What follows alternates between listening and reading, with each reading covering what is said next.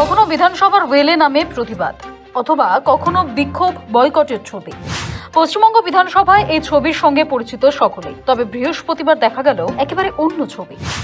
বিধানসভায় শাসক বিরোধী এক সুরে সুর মেলালো শাসক বিরোধী উভয় পক্ষ। বলা ভালো, এক সুরে সুর মেলালো শাসক দল তৃণমূল এবং বিরোধী দল বিজেপি। প্রসঙ্গ যখন কলকাতা ইউরোপ সরাসরি বিমান পরিষেবা চালুর প্রস্তাব, তখন তাতে সায় দিল বিজেপি। বৃহস্পতিবার বিধানসভায় কলকাতা থেকে ইউরোপ সরাসরি বিমান পরিষেবা চালুর প্রস্তাব দেন রাজ্যের পরিবহন মন্ত্রী স্নেহাশিস চক্রবর্তী। সেই প্রস্তাব সমর্থন করেন শুভেন্দু। উন্নয়নের প্রয়োজনে বিজেপি বিধায়কদের নিয়ে কেন্দ্রের দ্বারস্থ হতেও পিছপা হবেন না বলে জানান তিনি। রাজ্যের সাম্প্রতিক ইতিহাসে বিধানসভায় রাজ্যের সঙ্গে বিরোধী দলনেতার এই সুর মেলান্তি বেনজির। আন্তর্জাতিক বিমান পরিষেবার মানচিত্রে কলকাতাকে আরও উজ্জ্বল করে তুলতে বৃহস্পতিবার বিধানসভায় আনা প্রস্তাবে রাজ্যের শাসক দল বলে, কলকাতা থেকে ইউরোপের একাধিক দেশে সরাসরি বিমান চালু করা হোক। প্রস্তাব দেন রাজ্যের পরিবহন মন্ত্রী স্নেহাশিস চক্রবর্তী। বর্তমানে একাধিক ইউরোপীয় দেশে কলকাতা থেকে সরাসরি বিমান ওঠানামা করে। সেই পরিষেবা আরও বাড়াতে কেন্দ্রের দ্বারস্থ হওয়ার পরিকল্পনা করেছে রাজ্য। সেই প্রস্তাব নিয়ে আলোচনায় রাজ্যের উন্নয়নের স্বার্থে সঙ্গে তৃণমূলের সঙ্গে সহমত হন শুভেন্দু অধিকারী। বলেন, ইতিমধ্যেই ইউরোপের একাধিক দেশের বিমান সরাসরি কলকাতা বিমানবন্দরে আসা নিয়ে কেন্দ্রের ছাড়পত্র রয়েছে, ফলে নতুন করে কেন্দ্রের অনুমোদন দরকার নেই। ওয়ার্ল্ড এয়ার সার্ভিসেস এগ্রিমেন্ট এবং ওপেন স্কাই এগ্রিমেন্টে কলকাতা রয়েছে।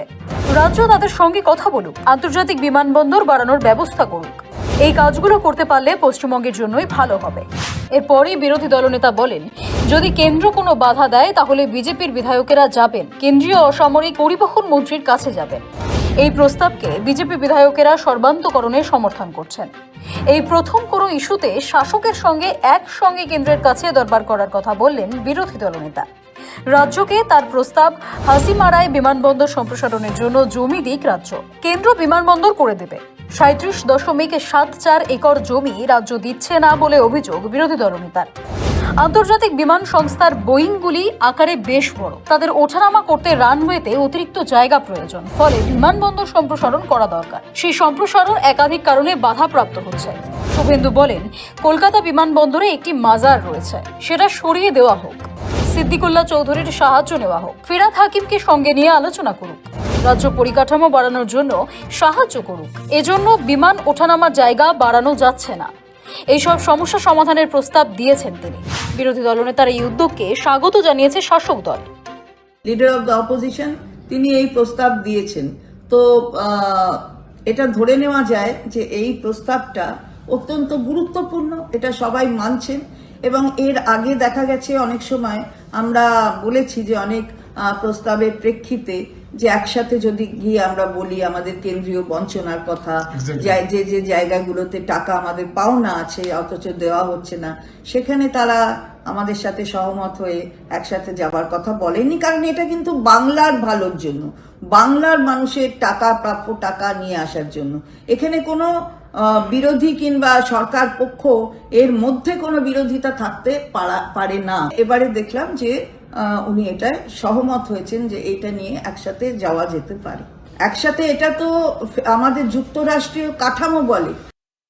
ইউরোপিয়ান কান্ট্রি বা অন্যান্য ইম্পর্টেন্ট দেশের ক্যাপিটাল বা সিটির সঙ্গে কলকাতা এয়ারপোর্টের কানেক্টিভিটির প্রশ্নে কোনো সমস্যা নেই।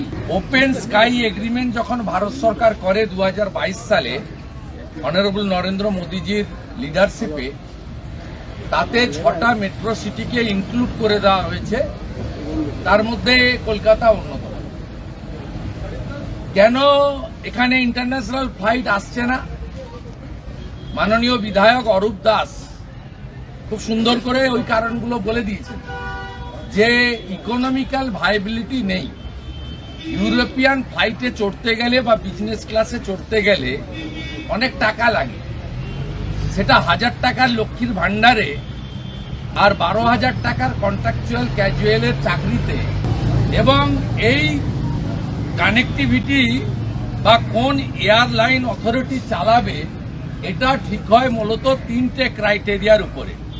ফার্স্ট ক্রাইটেরিয়াটা হচ্ছে যে যাত্রী সংখ্যা, সম্ভাব্য যাত্রী সংখ্যা।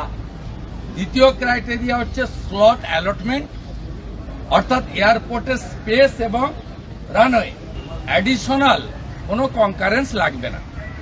আমরা বলেছি কলকাতা এয়ারপোর্টের সম্প্রসারণ আটকে আছে।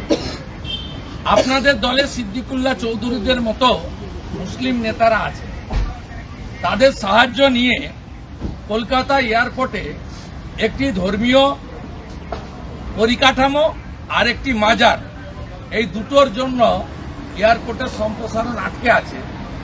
এই বিষয়ে সিদ্দিকুল্লাহ চৌধুরীদের সাহায্য নিয়ে রানওয়ের সংখ্যা বেড়ে যায়, তার বাউন্ডারি ওয়াল কমপ্লিট করা যায়, সম্প্রসারিত এয়ারপোর্ট হতে পারে। তার ফলে ডোমেস্টিক এবং ইন্টারন্যাশনাল ফ্লাইট, অন্ডাল এয়ারপোর্ট থেকে ইন্টারন্যাশনাল ফ্লাইট চালু হোক, ইউরোপে পৌঁছে যাক। সম্মতি দিয়েছেন, পাশাপাশি খোঁচা দিতেও ছাড়েননি। বিধানসভায় এই আলোচনা চলাকালীন আন্তর্জাতিক বিমান পরিষেবা উন্নয়নের স্বার্থে রাজ্যকেও একাধিক প্রস্তাব দিয়েছেন শুভেন্দু অধিকারী। তবে এসবের মাঝেই এই প্রথম কোনো ইস্যুতে শাসকের সঙ্গে একসঙ্গে কেন্দ্রের কাছে দরবার করার কথা বলেন বিরোধী দলনেতা। সৌভিক সান্যালের রিপোর্ট, সময়, কলকাতা।